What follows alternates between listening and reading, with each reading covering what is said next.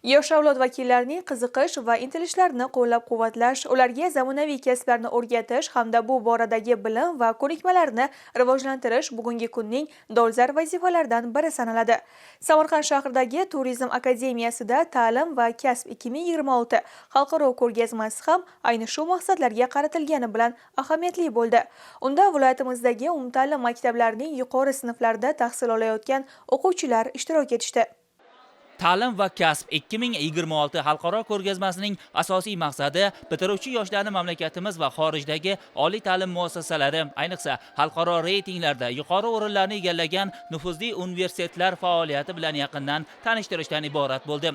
Ko'rgazmada O'zbekiston, Rossiya, Qozog'iston, Malayziya, AQSh, Germaniya, Tailand, Turkiya, Polsha, Gruziya, Ozarbayjon va boshqa mamlakatlar ta'lim muassasalarining vakillari qatnashdi. O'quvchilarga IT, xalqaro biznes, marketing, menejment, diplomatiya kabi zamonaviy yo'nalishlarda ta'lim olish imkoniyatlari, o'qishga kirish shartlari va stipendiya dasturlari haqida atroflicha ma'lumotlar berildi. Bu ko'rgazmaga xorijiy davlatlardan va boshqa oliy ta'lim muassasalaridan 45 dan ortiq oliy ta'lim muassasalari jalb qilingan.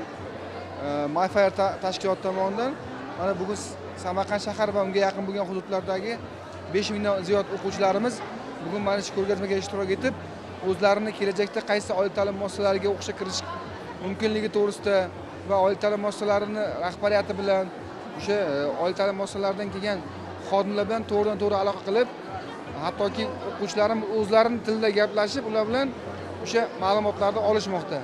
Bugun umumta'lim maktablarini bitirayotgan yoshlar oldida tanlash imkoniyati katta.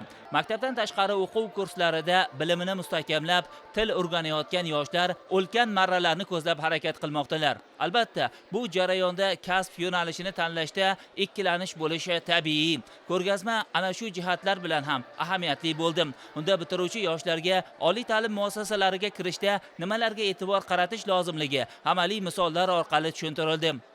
Ta'lim va kasb yo'nalishidagi xalqaro ko'rgazmada biz ishtirok etyapmiz va bu ko'rgazmada 10 dan ortiq xalqaro universitetlar va ularning bakalavr, magistratura kabi yo'nalishlarni ko'rib chiqdik.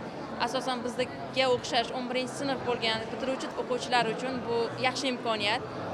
Chunki biz oliy o'quv yurtlariga kirishda o'zimizga mos universitet tanlashga bu juda ham yaxshi bo'ldi. Ushbu ko'rgazma yoshlar uchun keng imkoniyatlar eshigini ochishi barobarida xalqaro miqyosida tan olingan diplomlarga ega bo'lish, chet elda zamonaviy kasb hunarlarini egallash orqali mamlakatimiz taraqqiyotiga hissa qo'shishga zamin yaratadi.